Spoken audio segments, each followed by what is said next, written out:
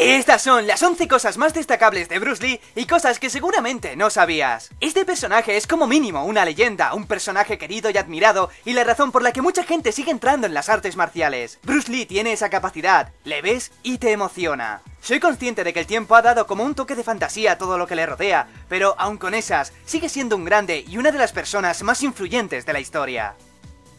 Número 11. Se emocionaba un poco bastante en los rodajes, y no solo es que le hiciera ilusión todas aquellas películas, sino que las vivía tanto que con más frecuencia de las que los extras deseaban se le escapaba y daba golpes reales. Una de las anécdotas más entrañables sobre esto es cuando tuvo que rodar una pequeña secuencia con un por aquel entonces joven Jackie Chan. Él mismo explica alegre que cuando entra en escena y Bruce empieza a dar golpes con un palo, falla y le da en la cara de verdad. Se queda medio atontado, pero aunque Bruce había dado cuenta, siguió actuando para que al menos esa toma no se perdiese. Pero justo cuando el director dio el corte, dejó los palos y, preocupado, se fue rápidamente a disculparse a Jackie. Y este, que de joven ya era un cabroncete, fingió que le dolía cuando no era un dolor tan exagerado, solo para que estuviera pendiente de él y le saludara cada vez que le veía. Para Jackie Chan es la mejor anécdota de su vida porque al finalizar el día pudo hablar con él y logró a su manera que Bruce Lee le recordara. Jackie, sin embargo, no es el único que recibió la ira de Bruce. En esta escena de la película Enter the Dragon, Wall, quien tendría que recibir una patada de Lee, quiso repetir la toma diciéndole que lo hiciera lo más real posible. Menuda cosa le fue a decir,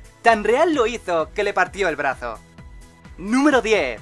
Mohamed Ali. Entre grandes se respetaban, Bruce Lee admiraba a Mohamed Ali y esperaba poder luchar contra él algún día. Lo cierto es que se sabe que era fan de él y dedicó tiempo a observar sus combates, a estudiarlos meticulosamente y a aprender. Si te fijas, de Ali aprendió ese juego de piernas, ese baile tan característico de Bruce Lee, que incluso puedes ver una referencia en el personaje Lo de Tekken, haciendo el mismo movimiento de piernas. No es el único, también puedes encontrarlo en Liu Kang de Mortal Kombat y Fei Long de Street Fighter. Pues el origen de todo eso fue Mohamed Ali. De hecho, es otro personaje al que le dedicaré un top. A las leyendas hay que mantenerlas vivas. Sabes que eres grande cuando alguien como Bruce Lee quiere aprender de ti, aunque no era algo raro. Lee quería la efectividad ante todo y, en cuanto a técnicas de boxeo, Ali era el más efectivo. Pensándolo seriamente, si hubieran peleado con las normas del boxeo, Mohamed habría matado al pequeño Bruce. Con lo poco que sé de boxeo, entiendo la importancia del peso de los luchadores y sería un combate desigual. Ahora bien, en un combate sin reglas, no estoy tan seguro. Número 9. Sin sudor.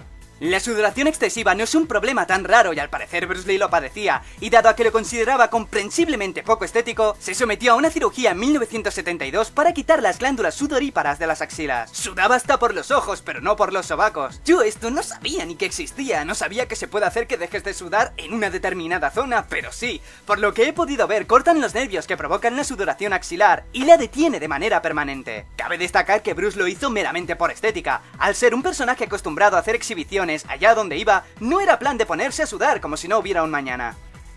Número 8.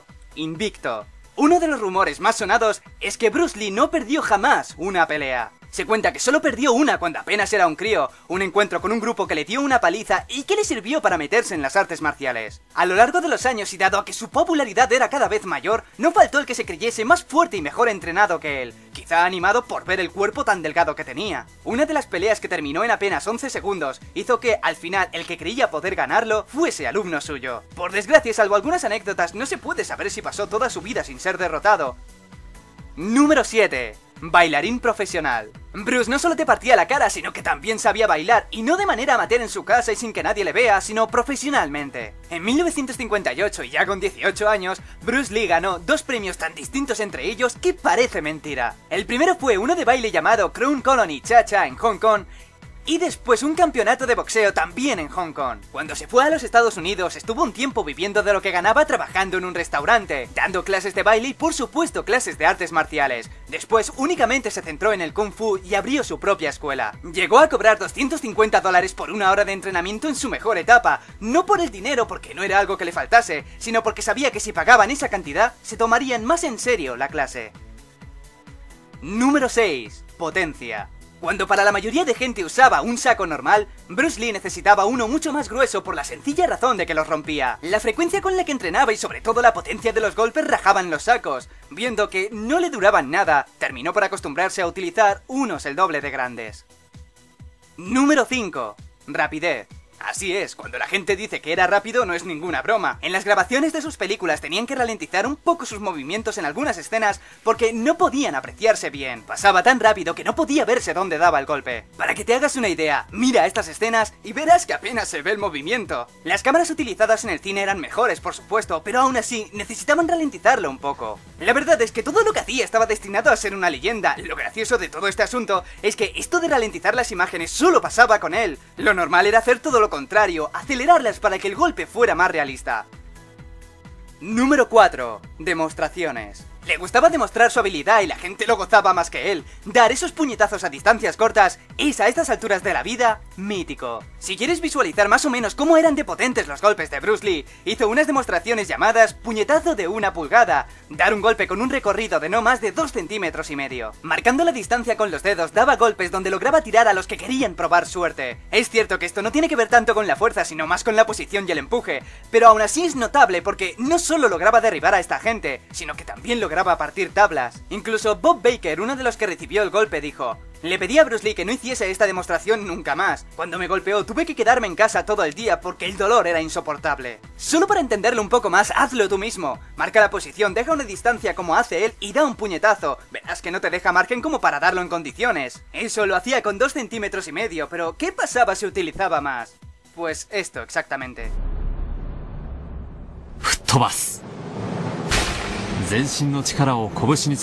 Número 3. Más exhibiciones. Bruce Lee era un showman, lo tenía todo. Gustaba su carisma, su estilo de lucha, su presencia, el tipo de persona por la que el mundo se para y mira con atención lo que hace. De sus exhibiciones, los momentos más recordados son el puñetazo de 1 pulgada que acabamos de ver, las demostraciones de su rapidez intentando que le cojan en el trayecto de su puñetazo y las flexiones con 2 dedos. Viendo esto, saber que partía los sacos de entrenamiento por la mitad es hasta comprensible. Si Bruce Lee le hacía un dedo a su mujer, esta sentía placer y miedo al mismo tiempo. En cualquier momento podía partirla por la mitad. Si lo que enseñaba era increíble, lo que no, también lo era. Logró coleccionar 2000 libros, publicó uno en vida, se licenció en filosofía y para rematar, sabía dibujar. Eso de entrenar el cuerpo y la mente lo llevaba al límite. Número 2. Creó el Jeet Kune Do. Sí, es una de las cosas más conocidas sobre él, pero es que pensadlo bien. Creó lo que no solo es un estilo de lucha, sino nuevos conceptos y una filosofía. Es gracioso ver cómo los chinos no aceptaban al principio el Jeet Kune Do. Criticaron que solo era un híbrido y que su combate solo buscaba la efectividad comparándolo con algo no mucho mejor que una pelea callejera. Recordemos que las artes marciales chinas tradicionales no destacan precisamente por ser efectivas. Los movimientos innecesarios se eliminaban y el resultado era una forma de pelear tan estudiada y practicada por él mismo que no tenía ni la más mínima duda de la efectividad de cada golpe y de cada movimiento. Él mismo dijo: yo no represento un estilo, sino todos los estilos. No sabes lo que estoy a punto de hacer porque ni yo lo sé. Mis movimientos son el resultado de tus movimientos y mi técnica es el resultado de la tuya. Número 1. Venció a Chuck Norris. Por supuestísimo que sí, si hay algo en todo esto que tenga que ser recordado, que tenga más importancia que el resto, es el hecho de que Bruce Lee venció a Chuck Norris. Eso sí, no sin antes estar 1 minuto crujiéndose los huesos. Porque con todas las cosas que graciosamente se ha dicho que ha hecho Chuck Norris, no pudo vencer a Bruce Lee. Ni siquiera todo ese vello corporal pudo parar los golpes. Esta escena me encanta, es graciosa sin pretenderlo con momentos como los de antes o por estos enfoques al gato como si viviera la emoción de saber quién va a ganar.